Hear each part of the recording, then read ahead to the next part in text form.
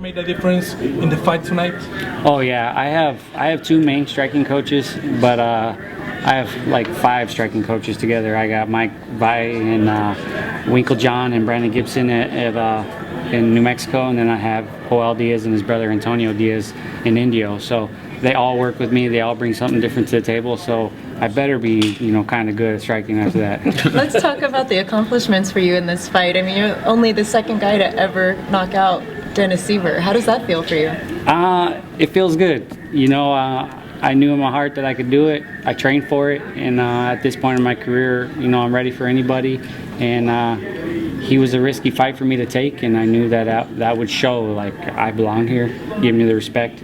How dare you don't mention my name with the best in the division. What do you think about a rematch with Lamas for that matter, or are you more gunning for the title shot? I want it all. I mean, what do you guys think?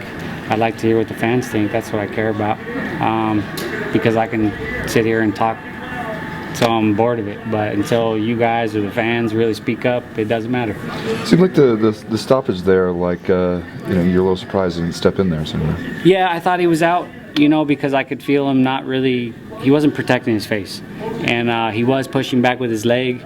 And I always give the referee, a good job for letting him fight. But I felt like he wasn't in it, and he wanted me to do more to show. So I was like, all right. And I hit him a couple times extra hard, and then I stopped because I saw his hands drop a little bit further. So I knew it was over. You talk about getting a little crazy, and you got a little crazy at the end of the second round too. Where you got that throw, you got the mount, you went for the omoplata there, and it seems like, do you feel like you have to be able to get a little bit crazy in there in order to pull off some of the stuff you do? Well, when you've been doing this 10 years, you get bored. I'm like standing there, and I feel bad every time that 10 seconds goes by without action, because as a fan, I get mad. Like, do something. So I'm in there, and I'm like, man, the fans hate me right now. So let me do something stupid. Well, it was funny because Joe even said that during the call. He said, you're doing risky things, and you're not protecting yourself against this and that, and it didn't matter. Yeah, because I'm in control. When people are like, keep your hands up.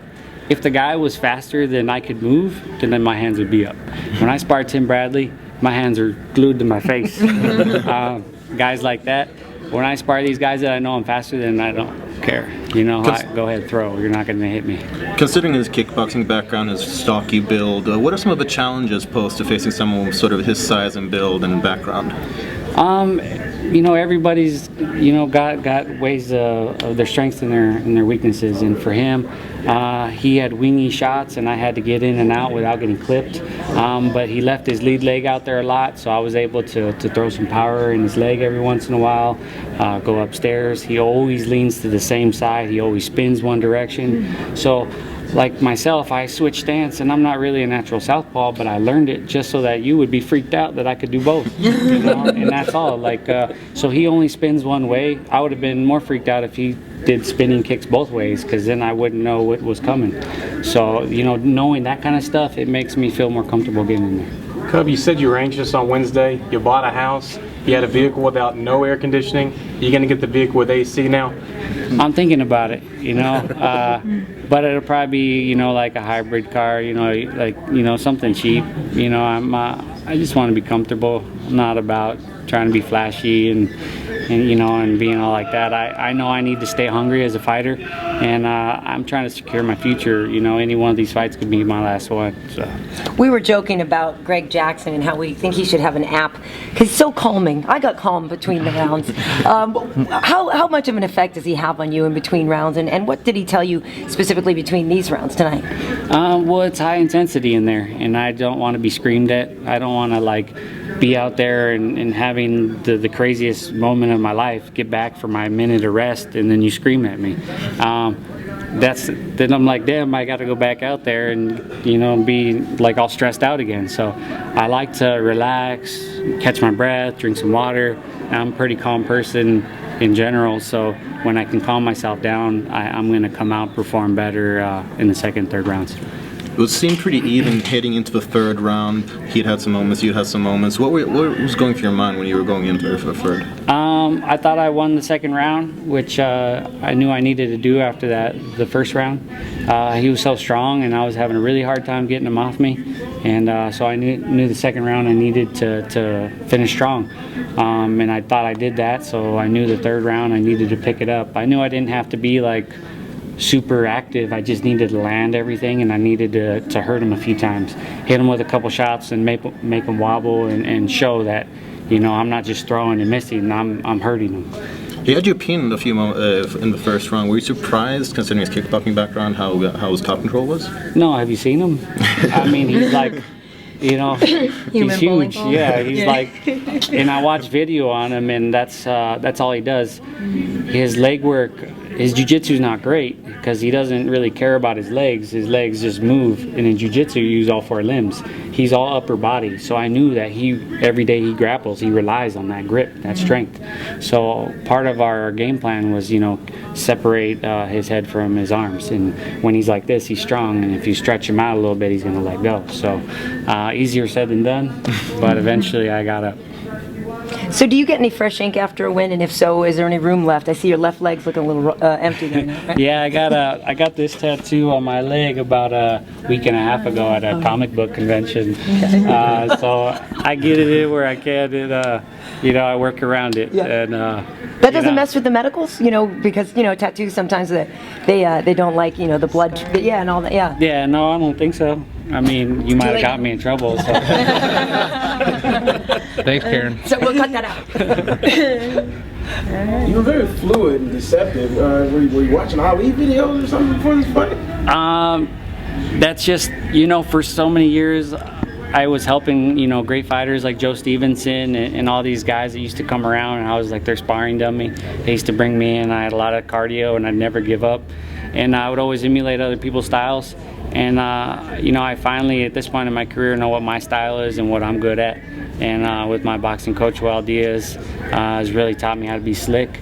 And then Greg Jackson has taught me how to be creative and not really put limitations on myself, and go out there and have fun. And like I said, I like beautiful destruction. You know, it's like painting a picture out there to me. I'm trying to move, and, you know, I'm trying to bait him, you know, slipping one direction all the time, and then when he throws it again, I slip the other side and throw a punch. I know that it takes all my skills all together to be the greatest in my division. So part of what makes me good is being smarter than my opponent. You mentioned it earlier, and we've seen it in videos that you trained with the pro boxer Timothy Bradley. What exactly was training like with him, and what did training with him help you improve?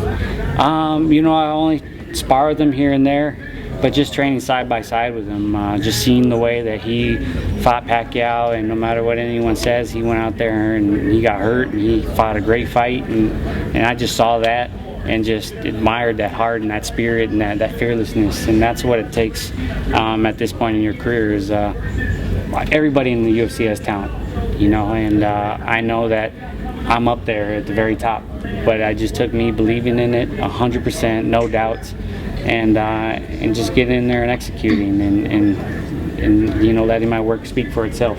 And that's been the biggest factor, is just going out there and doing it, and not being my own worst enemy.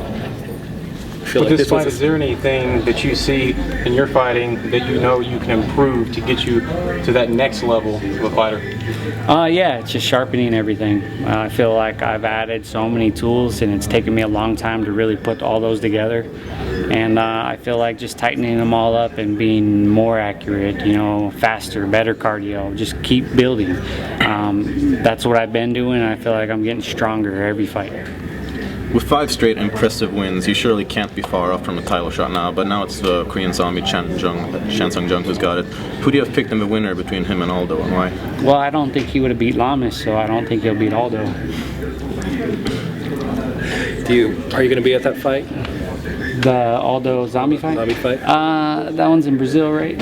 Yeah, I don't know. I'd love to go. If the UFC wants to take me out, I'd love to go, but we'll see. Like I said, man, I flew in home, and I landed in Palm Springs like 10:45 at night. It was 122 degrees that day, and I my mom came and I put my bed in, just my mattress and a bunch of clothes, and I moved over to my new house. And all my stuff's still in my old house, so I gotta go home, and I gotta, you know, I'm probably gonna have people help me move, but you know, I just They're called students. Yeah, exactly. Yeah, I gotta do that. You know, I want to relax. I want to take a vacation a little bit, and then when they offer me a good fight, I'll be more than ready. Were you here for either of Tim's fights here at the MGM Grand? No, because I was always fighting. So you know, Tim's here. And Julio Diaz is here, and all the other, I saw Tyson and Roy Jones, all my boxing heroes are here. And I'm a fan of fighting in general, so it's an honor for me to put on this performance tonight.